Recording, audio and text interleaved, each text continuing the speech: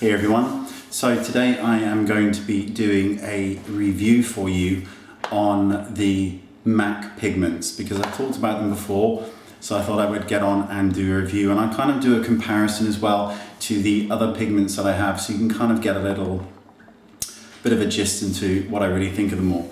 So let's just start with the good points about the MAC pigments. The MAC pigments come in a huge shade range, especially when you are going to pro stores where they have a lot more.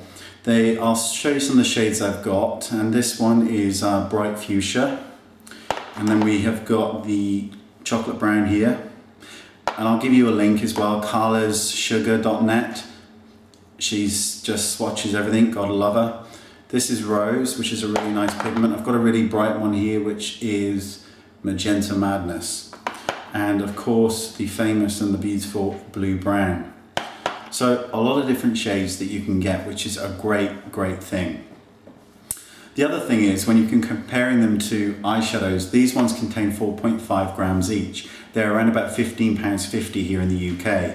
Now a standard eyeshadow in the refill is £9.50, and I think there's something like £10.50 or £11, something like that, for your normal eyeshadow compact, and they contain 1.5 grams. So you're looking at if you're an eyeshadow person, you want bright sort of shiny shades, then maybe look towards the pigments because you're getting more product for your money, which is always a bonus.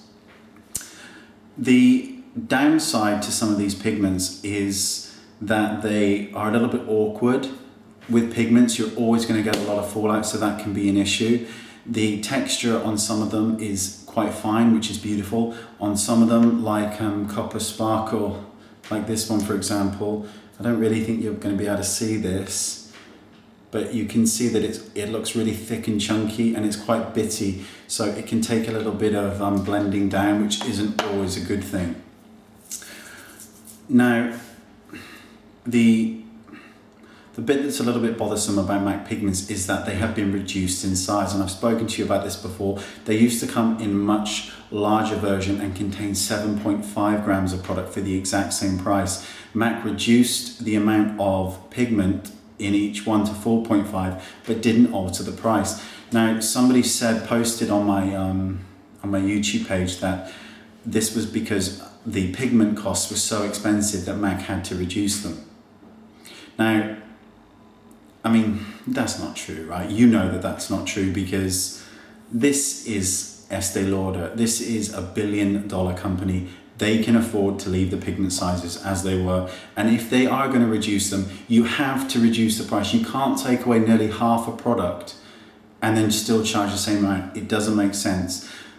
But here's the issue. This is 4.5 grams of product for £15.50. Now I'm going to compare it to the Makeup Forever pigments, and they come in pigment, star powder and diamond powders. The star powders here contain 2.8 grams of product for about £11.50 here in the UK. Now the MAC ones contain 4.5 for 15, so you're getting a much better bargain with the MAC one, okay? The difference is that all the star powders are incredibly finely milled, which means they go on really smoothly. So the Copper Sparkle one that I mentioned, or the Rose, they're quite gritty and grainy. None of these are like that with the Makeup Forever ones. The other thing is that their pure pigments are so pigmented that you need a tiny bit, and also they can stain the lids, so you absolutely need to use a primer with them because they're incredibly strong. They're actually a pro product that artists tend to use for other things, but you can use them for the eyes, that's fine.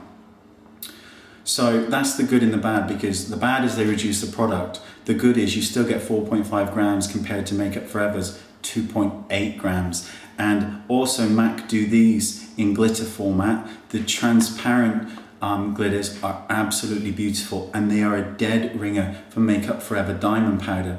The difference is that Makeup Forever Diamond Powder contains 2 grams of product, and the MAC one contains 4.5. And they're still £15.50, the MAC ones for the glitter, whereas these diamond powders at 2 grams are nearly £20. So you're definitely getting a much better bargain with the MAC ones. So I just wanted to do this quick review and kind of show you the two. So see, I'm not swayed either way. I think both brands offer amazing things. At the end of the day, I think it's down to you to pick and choose. what it is you're looking for. If you're looking for a massive color selection, both companies offer great options, but you need to take into consideration the price and the amount of product you get for your money. So like I said, MAC, great shade range. Some of the pigments are problematic because they're thicker and grainier, but you do get around about 1.5 grams more product. The Makeup Forever ones are all finely milled and very pigmented, but you're losing about 1.5 grams of product with those, so that's something to think about. So thanks for watching, and check out carlassugar.net because this lady is lovely and she's just phenomenal. She swatches everything on her arm, amazing. So thanks for watching, and I'll see you all next time. Bye.